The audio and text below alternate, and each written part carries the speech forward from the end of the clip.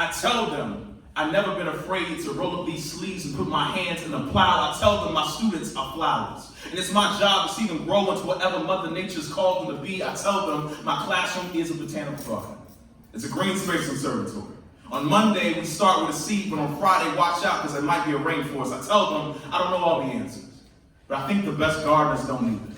I think it's just a thing of intentionality.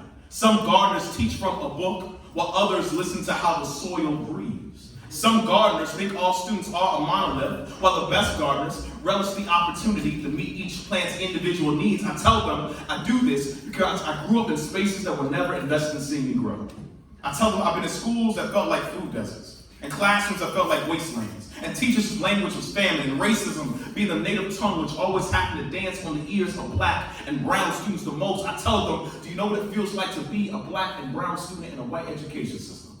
And it's American portrait that whitewashes out the experiences of students of color. How ironic. We find all these seeds free-falling in the cracks, falling into America's pocket. Is that nothing but a pipeline? A trash can disposal, vacuuming out all the seeds the education system don't want and handing them over to the prison industrial complex, or worse, just the police. I tell them I started reframing IEPs, which is individual education plans, with TLC, because one, it shouldn't be a chore to give each plant what they need to succeed, but yet, here we are.